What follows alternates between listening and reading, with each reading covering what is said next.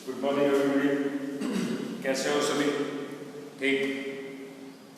चलिए आज फिर से एक बार एक नया टॉपिक लेकर पढ़ाई की शुरुआत करते हैं। 2 पार्ट हमने कर लिए, आज तीसरे पार्ट की शुरुआत करने जा रहे हैं पीटी विषय में। तीसरे पार्ट का नाम है आसन। क्या नाम है पार्ट का? आसन।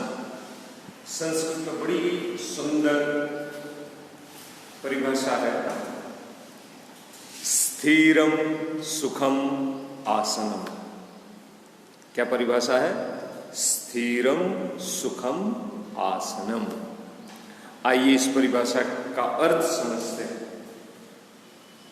जिस परिस्थिति में हम लंबे समय तक आराम से बैठ सकते, उस स्थिति को आसन कहते हैं। स्थिरम सुखम आसनम।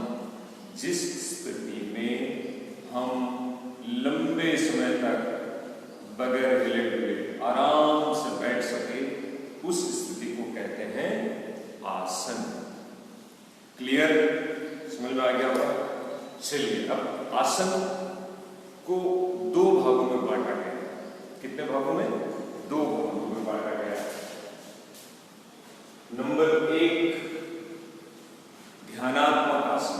कौन सा? ध्यानात्मक आसन।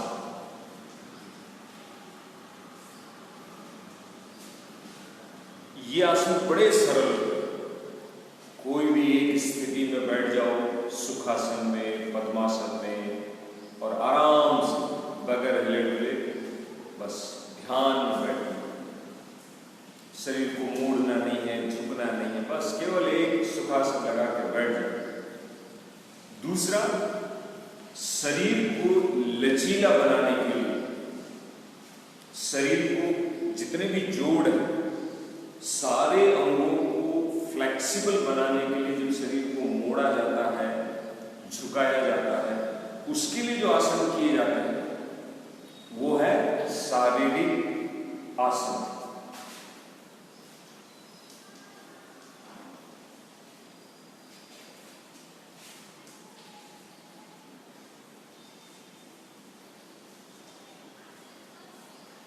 इस प्रकार में शरीर को झुकाया जाता है, मोड़ा जाता है।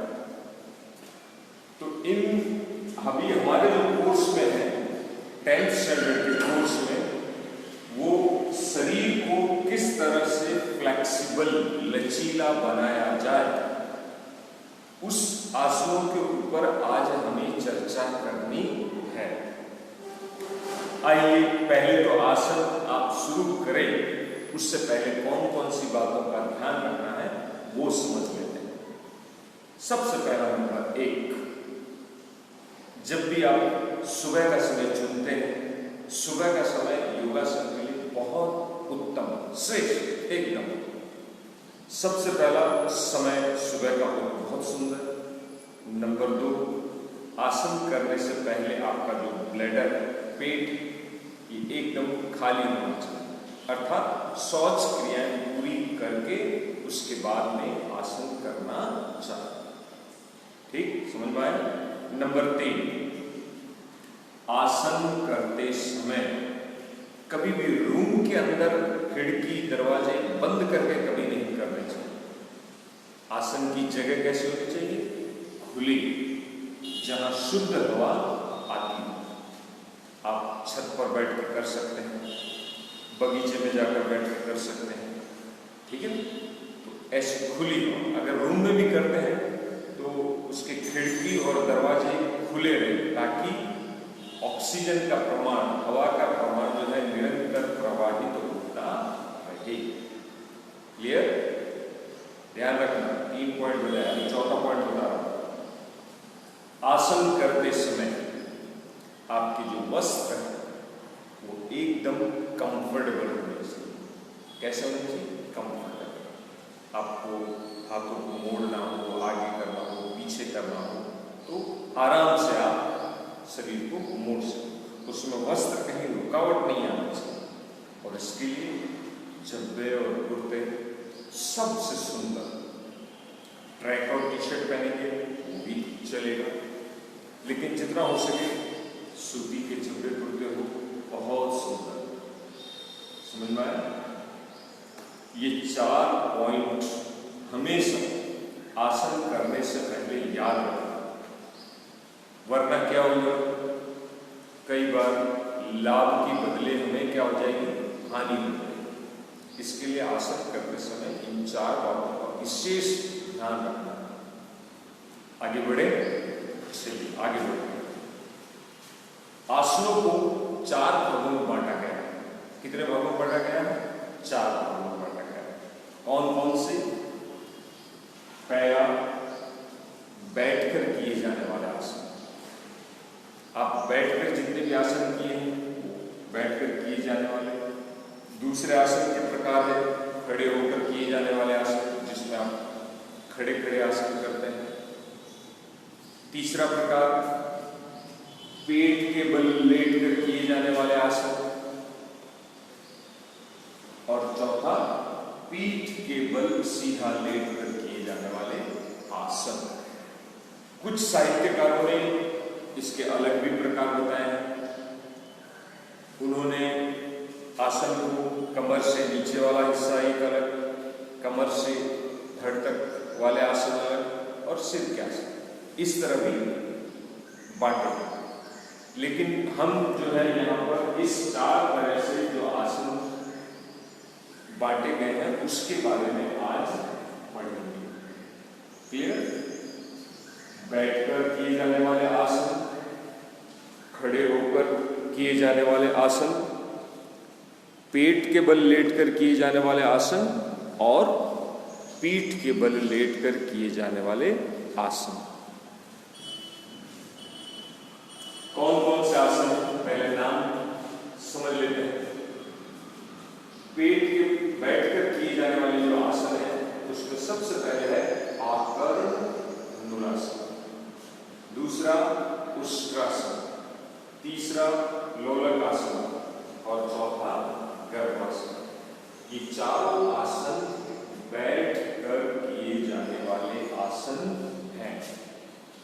खड़े होकर किए जाने वाले आसन में 10th स्टैंडर्ड में हमारे कोर्स में केवल एक ही आसन है, उसका नाम है गरुड़ासन।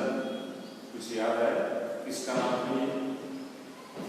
भगवान विष्णु के वाहन गरुड़ जी, उनके ऊपर से ये आसन का नाम आया है गरुड़ासन। ठीक है। तीसरा, पेट के बल अर्थात उल्टा लेटकर किए जाने वाले आसन।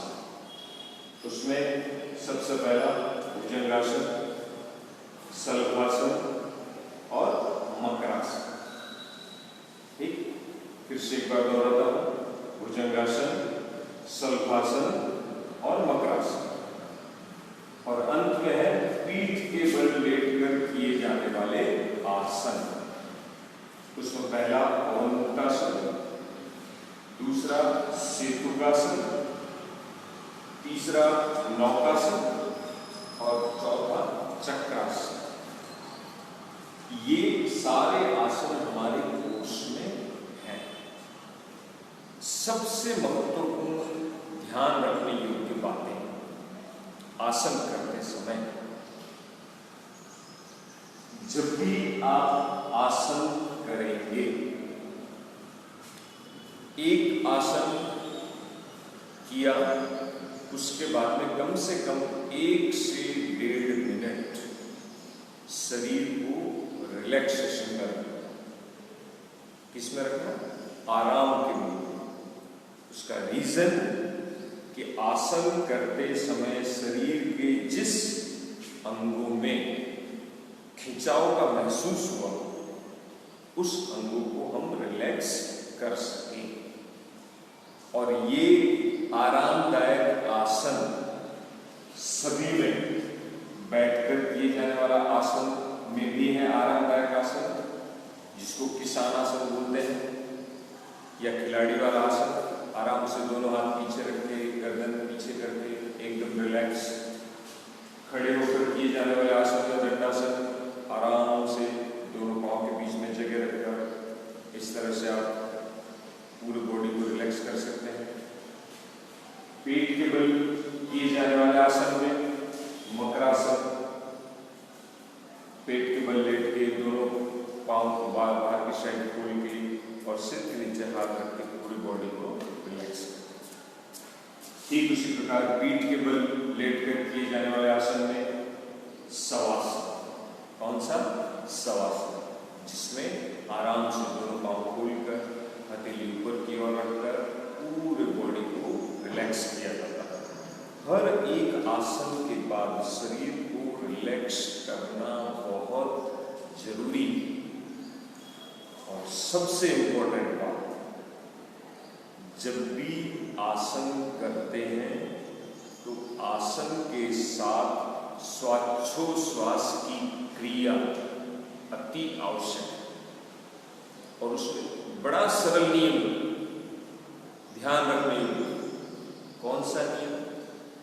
जब भी आप शरीर को कहीं आगे पीछे दाएं बाएं झुकाते हैं, जब हमारा शरीर झुकता है तो स्वाभाविक है कि अंदर की जो हवा वो कहाँ आएगी? बाहर।